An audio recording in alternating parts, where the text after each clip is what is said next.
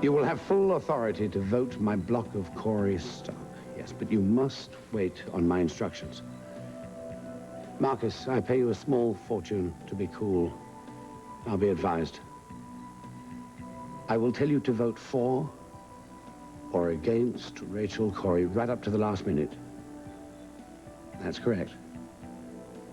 Now, no one knows that I own 10% share of Cory stock, and I think we should keep it that way. Yes, it will serve us. Look, I've got to go. I've got a visitor. Follow my instructions, please, to the letter. Hello, Carl. Hello, love. Can I get you something? Coffee, tea, a drink? Nothing. So, you're still alive. Well, you really didn't think I'd passed on, did you? Well, I had this nagging feeling you were hanging about somewhere. Oh. Well, I can see you're overwhelmed with relief. I'm reasonably glad that you're alive. Reasonably? Well, that's warming to my heart. I just really wish that you'd stay the hell out of my life. I think I would like a cup of coffee. Would you get it for me, love? For old time's sake, as it were. You're healthy. Help yourself. This isn't like you, Lorna. I didn't come here to be your maid. I believe that, that these belong to you. No need, love. I've got plenty of copies. Take them. Take them. Can you see them, Carl? Of course I can see them. I have excellent eyesight. Take a very good look at them. Because you have been blackmailing me with these for years. Well, no more. I was right. You're not yourself at all. Oh, I am definitely myself and more. And you're going to listen to me. Not if you're going to be tedious. Can the biting wit. Lorna, you should know me well enough by now. I'm not a man who likes to be bullied. Neither do I. Well, it's been a most enjoyable visit. I look forward to seeing you again. I'm not moving until I've said what I've come here to say.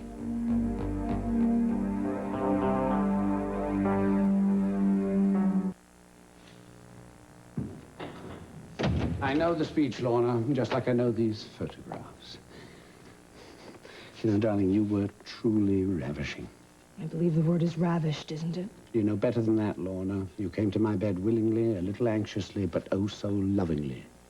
And you were of legal age. Yes, you were very careful about that. Yeah. And I was... eager, as I remember it. I was going to say young and vulnerable and very, very stupid. No. Now, of all the things you've ever been, you've never been stupid. Bright people can do stupid things, especially when they're needy. Well, you were certainly that when I first picked you up. Professor Higgins himself couldn't have had a better Eliza. Oh, yeah, you taught me plenty, Carl. That I don't deny. In fact, some of it I'm even grateful for. I still use. Oh, yes. Yes, I dare say I answered many of your needs, and God knows you fulfilled some of mine. We did have a few wondrous times, didn't we? Whatever they were, they're over. Well, of course. I wasn't suggesting for a moment that we should resume our old relationship. I mean, you've grown up, moved on. And notice I don't say moved up. But there is one thing I'm curious about. You have to tell me. Don't even think I'm going to talk to you about my love life. No, I'm curious. When and where did you develop such an appetite for that well-scrubbed, all-American boy type? I mean, first there was young Matthew, and then after that, that Boy Scout of a prosecutor, Anderson. That's over, too. Well, hope does spring eternal. It was a most peculiar match. I happen to agree with you, not that it's any of your business. It will always be my business. I've appropriated a saying, well, it's more of a philosophy, really, from my Chinese colleagues. Having saved a life, one is responsible for that life forever. I believe that. I do. And that's why you've been sending me these pictures? To express your concern for my well-being? Well, this, I will admit, is a slightly oblique way of doing... I mean, I couldn't very well show up on your doorstep, back from the dead, yet again. It'd seem a teeny bit redundant, wouldn't it? No, I thought it was important, though, that we re-establish an association. Bull! What do you want from me, Carl? What do you think you're going to get with these pictures? I know what blackmail is. Oh, don't be silly. You taught me well, Carl. I've learned to recognize it through the years. I mean, every time I thought that I could rise above it, these things would resurface again. I sent you these as a reminder to you of what we once meant to each other. You always fulfilled so much of my life, Lorna. No. She did. Well, you. It's one and the same. No. You're wrong, Carl. You're dead wrong. And that's what I've come to tell you. My girlhood is dead. Never. Never. It springs from within. The girl that you knew. She can't talk anymore. She can't talk for herself because she's long gone. She was young, and she was vulnerable. Sometimes I weep for her. And she thought that she was tough. And after a while, she thought that she knew everything because you had taught her everything. So sure, some of the lessons that you taught her, they stuck. And maybe that's why all those fresh scrub guys never last very long, Carl. But the fact is, she's not me. And you can't get what you want by waving her pictures at me.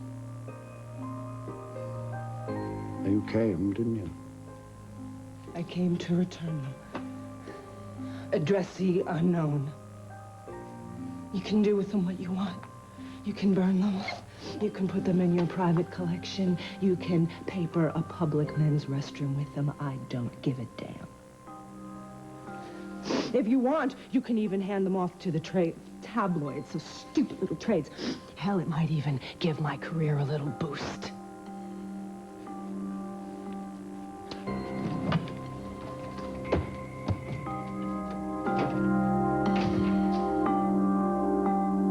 What's the worst that could happen today? The worst that could happen is we could lose our company. Right, but you wouldn't lose your shares? No. And you wouldn't lose your money? Oh, Hank, money is not the point. Never is to the folks who have. Oh, please don't let's All go right, through all what that is again. the point? That Jake McKinnon could become your boss? Who cares? I care. And every single Cory family member cares. It wouldn't kill you, would it? It'd be much worse than that, I can assure you. Oh, look. All right, look at it this way. When you go home at night, do you go home to the entire Cory family? Oh, you know I don't. Right, you come home to Tommy and me. I mean, assuming last night was an exception. It was an exception, wasn't it? Yeah, it was an exception. All right. So no matter what happens in that meeting today, you're still coming home to Tom and me. You're still going to be breathing. You're still going to be alive. You're going to have your health. Well, I'm going to be alive. I can't speak for Jake McKinnon.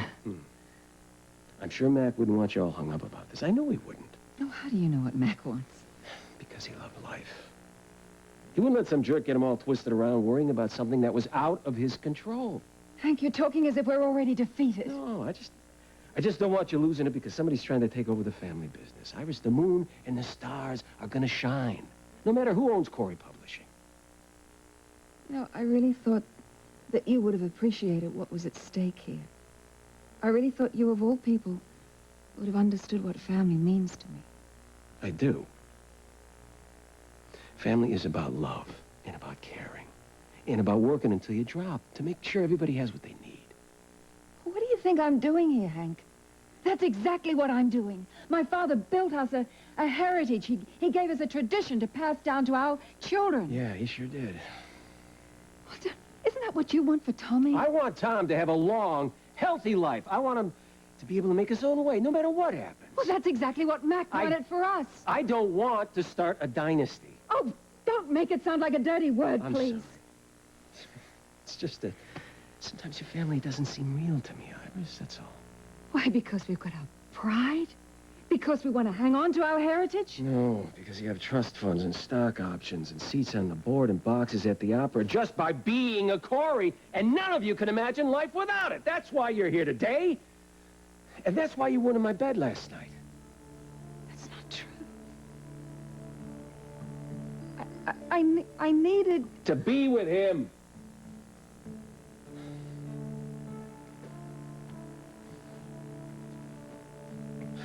I wish you luck. I hope you win.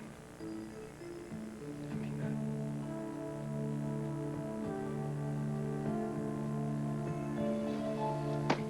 Thanks.